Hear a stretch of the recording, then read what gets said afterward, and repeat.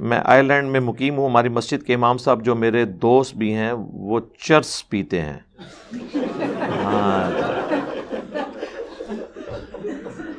میں نے ان کو سمجھایا اور باقیوں کو بھی سمجھایا, لیکن وہ سب کہتے ہیں کہ ان کا ذاتی معاملہ ہے. ان کے پیچھے نماز پڑھ سکتا ہوں, دل نہیں کرتا, اس وجہ سے باقی دوست ناراض ہیں.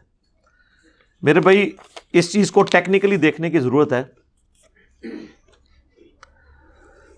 آپ کا دل ان ائمہ مساجد کے پیچھے نماز پڑھنے کو کرتا ہے جو جھوٹی روایتیں, جھوٹی حدیثیں نبی علیہ السلام کی طرف منسوب کر رہے ہیں؟ تو میجارٹی کر رہے ہیں سارے.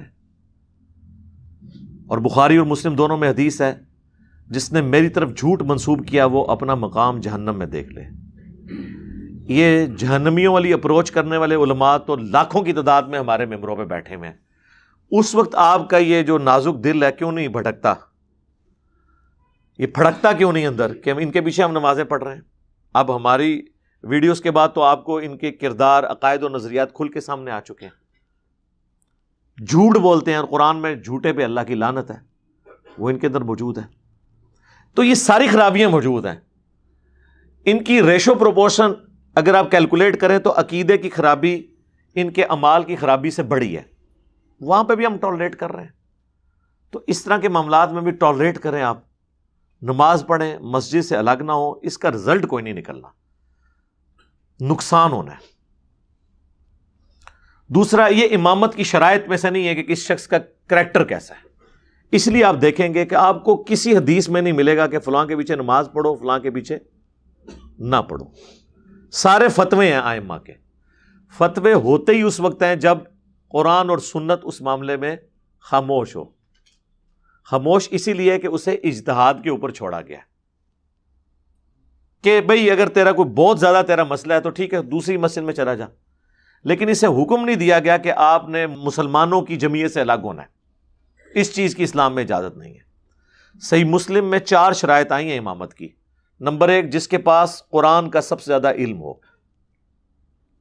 جب ہم قرآن کے علم کی بات کرتے ہیں وہ کہتے ہیں جی قرآن کے علم سے مراد یہ کہ عمل بھی ہو. تو عمل تو اللہ کے فضل سے مفسرین قرآن بھی کوئی نہیں کر رہے ہیں. تو سارے پہلے ٹیسٹ میں ہی آپ کے سارے جتنے مفتی اعظم ہیں یہ بھی فیل ہو جائیں گے, جو کہانیاں کروا رہے ہیں. یہ بھی چھوٹے تو چھوڑ دیں, چھوٹے تو ان کی عبادت کر رہے ہیں. جو آلیہ ہیں ان کے چھوٹے چھوٹے بنے ہوئے گاڈز, ان کے عقائد خراب ہیں, تو آگے کہاں چلیں گے؟ اچھا اس کے بعد لیکن وہ اندھوں میں کانے ہیں نا جی, جس طرح کی عوام ہے اس طرح کے وہ اوپر ہیں بیٹھے میں. قرآن کا علم بھی برابر ہو تو سنت کے علم میں بھی برابر ہو تو جس نے ہجرت پہلے کی, اس میں بھی برابر ہو تو جو عمر میں بڑا ہو. تو یہ امامت کی شرائط ہے. اس میں کوئی داڑھی شامل نہیں ہے, کوئی عقیدہ شامل نہیں ہے, کیونکہ اگر آپ عقیدے کی بات کریں گے تو پھر عقائد میں تو پھر کہاں تک بات جائے گی. کیونکہ جو لوگ اس معاملے میں سینسٹیو ہیں وہ تو کہتے ہیں بدعتی کے پیچھے بھی نماز نہیں ہوتی. اور مزے کی بات ہے اہل حدیث جو ہیں وہ بریلوی دیوبندیوں کو بدعتی سمجھتے ہیں, اور بریلوی اور دیوبندی اہل حدیث کو بدعتی اور وہابی اور گستاخ رسول سمجھتے ہیں. شرک کا معاملہ تو بعد میں ڈسکس ہوگا نا, پہلے تو جو بنیادی بات جو انہوں نے کہا کہ بدعتی اور بد مذہب کے پیچھے نماز نہیں ہوگی. تو صحیح بخاری کھول لیں, 694 نمبر حدیث ہے. حضرت ابو ہریرہ سے نبی علیہ السلام فرما رہے ہیں کہ ابو ہریرہ ایسے ائمہ آئیں گے جو نمازیں تمہیں غلط پڑھائیں گے, تم ان کے پیچھے نمازیں پڑھ لینا, ان کی غلطی کا وبال ان پر ہوگا. اور 695 نمبر حدیث ہے. حضرت عثمان رضی اللہ تعالیٰ عنہ کو جب محصور کر دیا بلوائیوں نے, وہ موب جو آیا ہوا تھا, تو کچھ اصحاب حاضر ہوئے. انہوں نے کہا کہ ہمارے امام تو آپ ہیں, مسجد پہ فتنے کے امام کا قبضہ ہے, کیا ہم اس کے پیچھے نمازیں پڑھ لیں؟ ہمیں ڈر ہے کہ ہم گناہ میں مبتلا نہ ہو جائیں. دیکھیں الفاظ. اور بدعتی کی ڈیفینیشن ہی خلفائے راشدین کے خلاف کھڑے ہونے والوں کے لیے, علیکم بسنتی وسنت الخلفاء الراشدین المہدیین. ابو داؤد ترمذی کی جو حدیث ہے اس میں الفاظ ہیں, میرے بعد تم نئی نئی بدعتیں دیکھو گے, ان سے بچنا, اور میری اور میرے خلفائے راشدین ہدایت یافتہ کی سنت کو لازم پکڑ لینا. تو ان سے بڑے تو کوئی بدعتی تھے ہی نہیں. آپ کو کہانی کرائے گی وہ یہودی تھے. حضرت عثمان نے کہا بھائی یہودی نہیں ہے, یہ میں بریکٹ میں کہہ رہا ہوں. انہوں نے کہا کہ نماز ہی مسلمانوں میں نیکی کا کام ہے, اجتماعی طور پہ نیکی کے کاموں میں ان کا ساتھ دو, برائی میں ان سے الگ رہو. یعنی ان کے پیچھے نماز پڑھو. اس سے امام بخاری نے رزلٹ نکالا ہے کہ باغی اور بدعتی کے پیچھے نماز پڑھنا درست ہے. تو اب ہم آپ کے مولویوں کے فتووں کو لے کے چلیں یا حضرت عثمان غنی کا فتویٰ مانیں؟ ہاں جی، وہ بریلوی کہتے ہیں کہ جی دیکھیں صحیح بخاری میں جو مرتدین کا اور خوارج کا چیپٹر ہے اس میں عبداللہ ابن عمر کا قول لے کر آئے ہیں امام بخاری کہ عبداللہ بن عمر مخلوق میں سب سے بدترین قوم خوارج کو شمار کرتے تھے کہ وہ آیات جو کافروں کے بارے میں نازل ہوئی ہیں وہ مسلمانوں پہ لگاتے تھے. اور پتہ سے وہ کیا رزلٹ نکالتے ہیں کہ یہ قرآن میں جتنی توحید کی آیات ہیں یہ تو بت پرستوں کے بارے میں ہیں، اور یہ جو اہل حدیث ہے نا اس سے جو ہمیں توحید کی بات دے رہے ہیں نا تو وہ کافروں والی آیات ہم پہ لگاتے ہیں. یعنی وہ یہ کہنا چاہ رہے ہیں کہ کافر اگر بت کے آگے جھکے تو اس پہ آپ آیت لگائیں، ہم بابے کی قبر کے اوپر سجدہ کریں ہم پہ نہ لگائیں، اگرچہ ہمارا جرم ان سے بڑا ہے کہ ہم نے کلمہ پڑھ کے غداری کی ہے توحید کے ساتھ. بھئی قرآن کی آیات تو جسے فٹ اسے گفٹ. وہ خوارج لگاتے تھے کس کے اوپر؟ حضرت علی کے اوپر. بھئی حضرت علی کے پیچھے تو نبی الاسلام کھڑے ہیں ان کے عقیدے کی اصلاح کے پیچھے، تمہارے پیچھے کون کھڑا ہے؟ احمد بریلوی، اشرف علی تھانوی، رشید احمد گنگوئی، مفتی احمد نعیمی. تہاڈے پیچھے وہ کھلوتے ہیں تے تسی کہہ رہے ہو تہاڈے تے آیتاں نہیں لگنگیاں. حضرت علی کی سپورٹ میں تو نبی الاسلام کھڑے تھے. تو کہتے ہیں دیکھیں مخلوق میں بدترین یہ تھے، لہٰذا یہ جو امام کعبہ یہ اہل حدیث سب مخلوق میں بدترین لوگ ہیں. ہم نے کہا جی for the sake of argument agree. Abdullah bin Umar سے ہی پوچھ لیتے ہیں کہ جس کو آپ مخلوق میں سب سے بدترین کہہ رہے ہیں کیا ان کے پیچھے نماز پڑھ لی جائے؟ ان سے بڑا فتویٰ تو کسی کا نہیں ہے نا. تو سنن کبریٰ البیہقی میں موجود ہے کہ عبداللہ ابن عمر خوارج کے پیچھے نماز بھی پڑھتے تھے اور خوشبیہ کے پیچھے بھی، مختار سقفی کے فالورز کے پیچھے بھی. اس سے یہ بھی بات پتہ چلی کہ وہ اس نے دعوی نبوت نہیں کیا ہوا تھا. یہ سب ایمبیگوس روایتیں ہیں جن کی بنیاد پہ یہ رزلٹ نکالتے ہیں. صرف آل امیہ سے چونکہ اس نے بدلہ لیا تھا قاتلین حسین کا تو اسے ملائن کر دیا، ورنہ مجھے بتائیں جو دعوی نبوت کرے عبداللہ بن عمر اس کے پیچھے نمازیں پڑھیں گے؟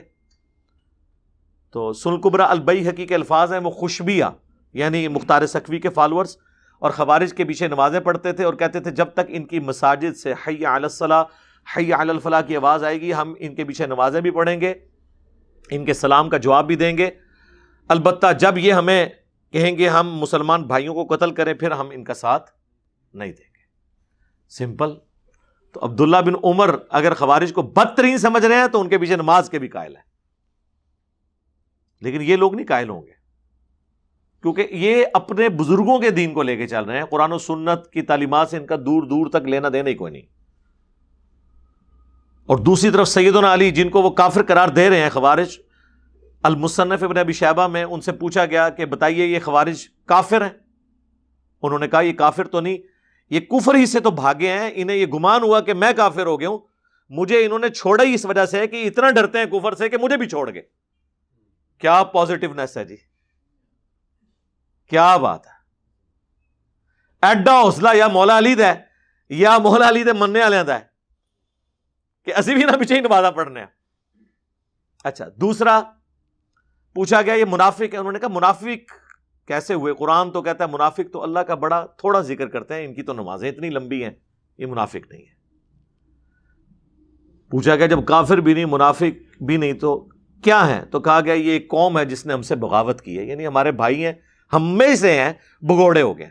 کیونکہ جو کافر نہ ہو منافق نہ ہو، تیسری کیٹیگری قرآن میں مسلمان کی ہے. ہاں تین ہی کیٹیگریز ہے نا، انسانوں میں بھی کوئی مرد ہوگا، عورت ہوگا یا ٹرانسجینڈر ہوگا، چوتھی تو کوئی نہیں ہے نا. تو سورۃ البقرہ کے سٹارٹ میں ہی انسانیت کی تین کیٹیگریز آئی ہیں عقائد میں، مومنین، منافقین اور کفار.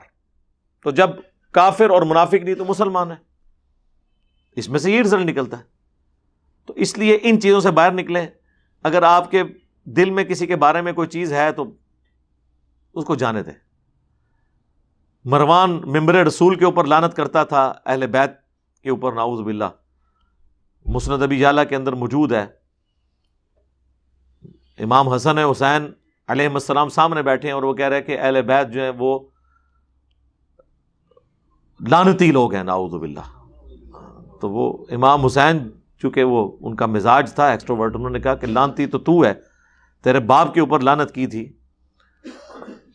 حکم کے اوپر نبی الاسلام نے، تو اہل بیت کے بارے میں بات کر رہا ہے، لیکن نمازیں انہی کے پیچھے پڑھتے تھے.